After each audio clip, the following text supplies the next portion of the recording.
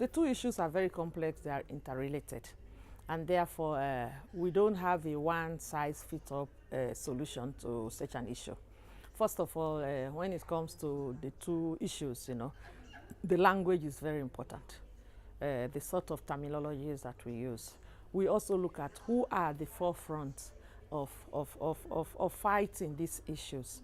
Yesterday in my submission, I said that one of the mistakes in the debate or the advocacy and lobby to end female genital mutilation, one, the people that are in the forefront.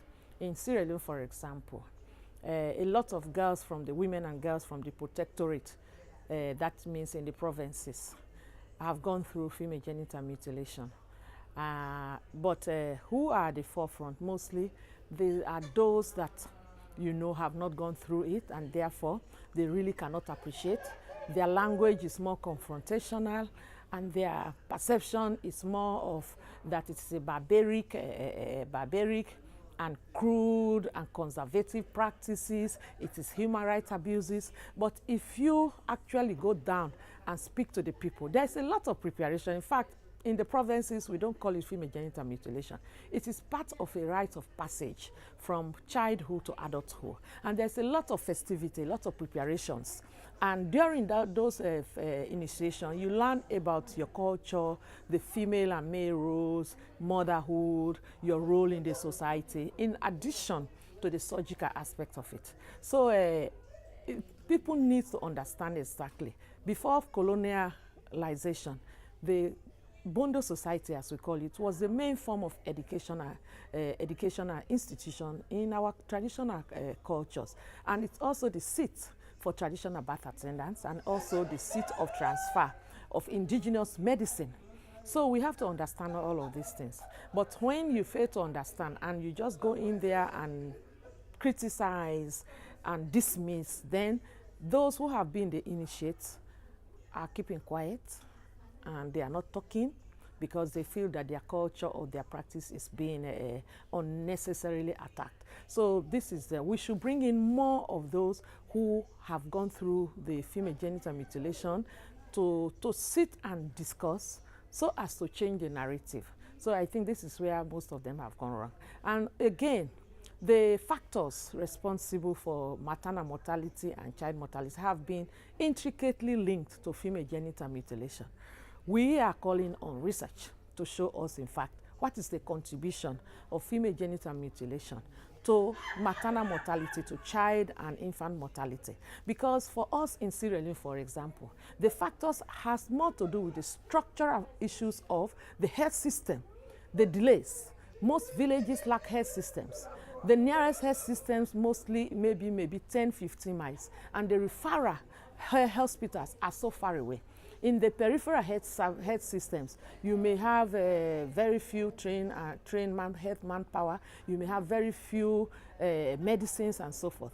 And even in the village level, when a woman gets pregnant, poverty stops them from seeking early antenatal care to get all the necessary vaccines. And when complications set in, the family is so poor that even to get money to transfer that woman to the nearest health center is impossible. Even when the money is there, there is no transport. Some don't have roads. And so with all the 5 delays set in, to us, we really need research.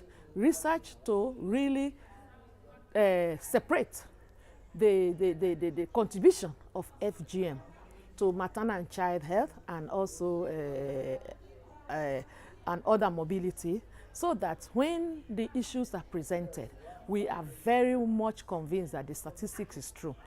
But there is, and again, when we are talking of child marriage, and all those things, there are so many typologies of children. If you take a child in the rural area, there are those that are going to school, that are those that are not going to school. And those that are coming from female-headed households, those that are coming from male-headed households. If you go to the urban areas, you have children child, especially the girl child, that is going to school. You have the girl child that's not going to school. You have the girl child that is in male-headed household, the girl child that is in female-headed households. And also you can further disintegrate the households into maybe whether the mother is educated or the father is not, the mother is working and all those things. So that when statistics are presented to us, we need to understand the qualitative aspect of those statistics. But when we say 1 in every 3 girls gets married, who is this girl? Where is she? What type of parentage has she come from? Where is she living? What opportunities are there? Because depending on the typology, some are more vulnerable to child marriage and more vulnerable to FGM than others. So I am one person that says we should be very clear. We should not give blanket statements when we are discussing the issue of FGM and the issue of child marriage. We should come with typologies, and with those typologies, then we will come with strategies that particularly address the typologies that the girls find themselves in, whether in the rural areas in school or in the rural areas out of school, in the rural areas in female-headed households or male-headed households, and vice versa in the urban areas. So these are some of the maybe missing links. But the issue is serious. It is stopping women from exhibiting their full talent. It is stopping women from furthering their education, and it also has a general effect on the family, the community, and the society. Because when a woman is educated, then the chances are that her children will be educated, and the chances are that the children will not be taken out of school to be given in early marriage. The chances are that, you know, with more staying in school, that also has a debilitating effect on the likelihood of that girl being subjected to FGM, and so forth and so on. A mother who is educated will sit down and speak to her children and give them informed decision, and so that the children, the girl children, would have the chance to make informed decision as to whether they want to be initiated in the female bondo society, as we call it, through which, you know, FGM takes place or not, and then you respect their choices. So I think education is also going to be very key in all of this. Education is going to delay early marriage, is going to delay or maybe even eradicate, maybe not now, but in the future, FGM.